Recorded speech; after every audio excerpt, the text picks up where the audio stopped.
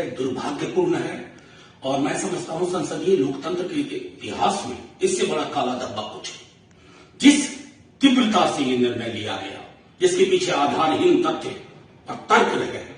कल ही तेजस्वी जी ने, deputy CM हमारे दल के, उन्होंने कहा था कि विपक्ष के दलों को अब ये सोच लेना है कि लड़ाई का तरीका क्या होना चाहिए। और आज देखिए, जो राहुल जी ने कैम्ब्रिज में कहा डेमोक्रेसी के पर संकट के बाद, आपने तस्दीक कर दी। आपके मनसा वाचा कर्मणा में डेमोक्रेसी के लिए कोई रिस्पेक्ट नहीं है। और मैं समझता हूं कि सभी दलों को अब यह तय करना होगा, नागरिक समाज के साथ मिल करके, लोगों के साथ मिल करके, कि इस तानाशाही मनोवृत्ति को जमींदोज करना होगा।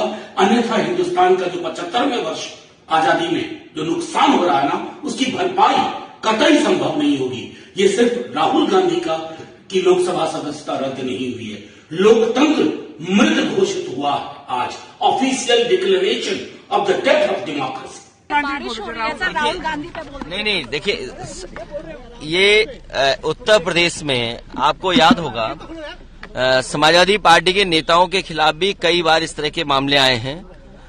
पार्टी के नेता आजम खान साहब, अब्दुल्ला, और लगातार भारतीय जनता पार्टी की और प्रशासन की तरफ से ये कोशिश है कि ऐसे मुकदमों में फंसाया जाए जिससे उनकी सदस्यता छीनी जाए।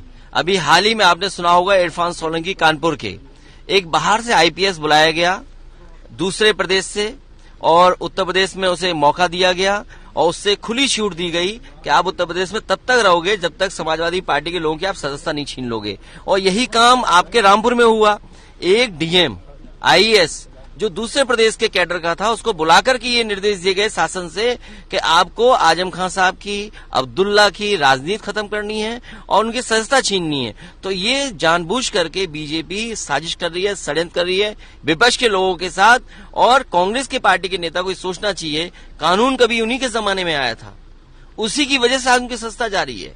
लेकिन इन्हें सावधान रहना पड़ेगा, बीजेपी कोई भी साजिश कर सकती है। एकजुट होकर प्रदर्शन करेंगे विपक्षी पार्टियों? ये प्रदर्शन का मामला नहीं है, ये कानूनी मामला है। बीजेपी को हटाने का बड़ा सवाल है। तो केशव जी कह रहे हैं कि उनसे आपसे उनको जान को खतरा है। हम लोग केशव जी से बहुत प्यार करते हैं।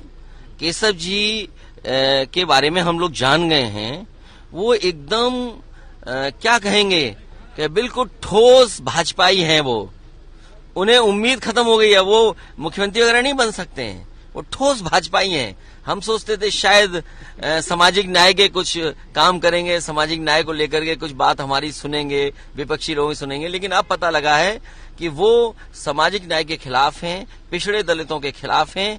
जब कभी पिछड़े और दलितों की जान जाती है, हत्या होती है, तो यही लोग बड़े खुश होते हैं कि चलो देखो हमने क्या इनके साथ किया है। सर, निकाय चुनाव मामले में सुप्रीम कोर्ट में सुनवाई हुई, चलिए वो तो अब कोर्ट जो तय करेगा। राहुल जी को डिस्क्वालीफाई करने के लिए सारे प्रयास किए और सच बोलने वालों को लोकतंत्र के उसूलों के अनुसार और संविधान के तहत और उसकी रक्षा के लिए और जनता के हकूक के लिए लड़ने वालों का मुंह बंद करने के लिए उनको सदन से बाहर डाला गया है।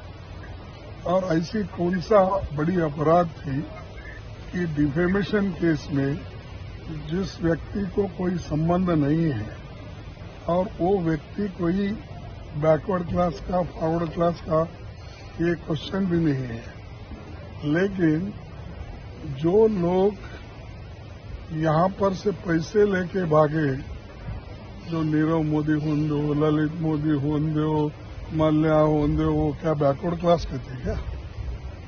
तो ये जब ये ऐसा एक परसेप्शन बना रहे हैं कि राहुल जी बैकवर्ड क्लास के खिलाफ बोले, और राहुल जी जो सच्चाई देश के सामने रखना चाहते थे और रख रहे हैं, वो उनको जच रहा नहीं।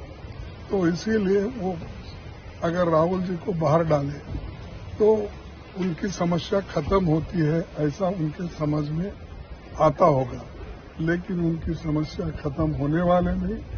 ये जो जॉइंट पार्लियामेंट्री कमेटी का डिमांड है, जेपीसी का डिमांड है, हम रखेंगे, लड़ते रहेंगे और डेमोक्रेसी की हिफाजत के लिए हमको जेल भी जाना पड़े, हम जाएंगे। हमारी पूरी पार्टी तैयार है, अब कम से कम हमारे 100-125 लोग भी जेल गए हैं। अब लड़ते रहे। अब आगे किया गया ये भारतीय जनता पार्टी के विधायक के द्वारा किया गया।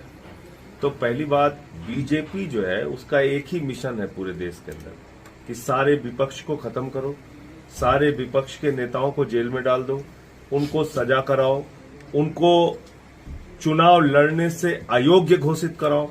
इसी काम में लगे हुए हैं पूरे टाइम 24 घंटे।